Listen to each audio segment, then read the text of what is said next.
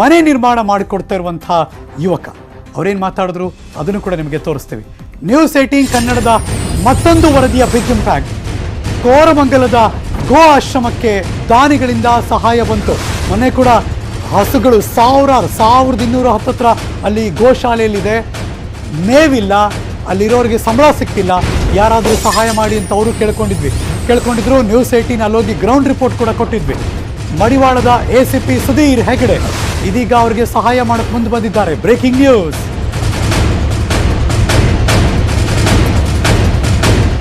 ಮೂರು ಲೋಡ್ ಮೇವು ಕಳಿಸ್ಕೊಟ್ಟಿದ್ದಾರೆ. ಅವ್ರು ಕೇಳ್ಕೊಂಡಿದ್ದಷ್ಟು ಫಸ್ಟ್ ಮೇವು ಬೇಕು, ಬಡವಾಗ್ತಾ ಇದೆ ನಮ್ಮ ಮೇವುಗಳು, ನಮ್ಮ ಗೋಗಳು ಅಂತ ಕೇಳ್ಕೊಂಡಿದ್ರು.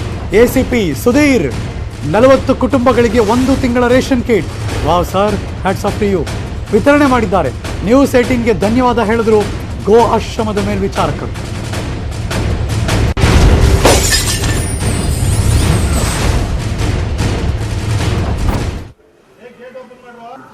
ಈ ಚಾನೆಲ್ ನಮ್ಮ ಗೋಶಾಲಕರಿಂದ ಹೃತ್ಪೂರ್ವಕವಾದ ವಂದನೆಗಳು. ಕೆಲವಾರು ಫೋನ್ಗಳು, ಕೆಲವಾರು ಜನ ದಾನಿಗಳು, ತುಂಬ ಜನ ನಮಗೆ ಫೋನ್ ಬರ್ತಾಯಿದೆ, ಮತ್ತೀಗ ದಾನವೊಂದು ಬರ್ತಾಯಿದೆ, ಡೊನೇಷನ್ ಬರ್ತಾಯಿದೆ. ಮಡಿವಾಳ ACP ಅವರು ಸುಧೀರ್ ಹೆಗಡೆ ಅವರು ನಮಗೆ ಒಂದು 51 ಬ್ಯಾಗು ರವೆ ಬೂಸ, ನಮ್ಮ ಕೆಲಸದಾರರಿಗೆ 40 ಕಿಟ್ಟು ರೇಷನ್ನು ಕೊಟ್ಟು ನಮಗೆ ಸಹಾಯ ಮಾಡಿದ್ದಾರೆ.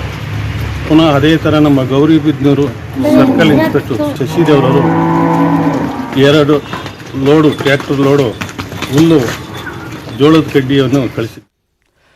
ಬಿಗ್ ಇಂಪ್ಯಾಕ್ಟ್ ಜೊತೆಗೆ ನಮಗೂ ಕೂಡ ಸಾರ್ಥಕ ಭಾವ. ಮೊನ್ನೆ ಅವ್ರ ಜೊತೆ ಮಾತಾಡಿದ್ದೆ ನಾನು ಕೂಡ.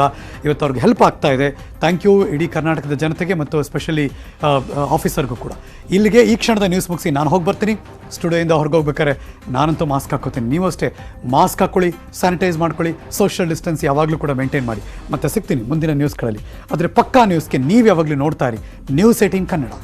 ಜಾಲ ನಮ್ಮದು, ಬಲ ನಿಮ್ಮದು.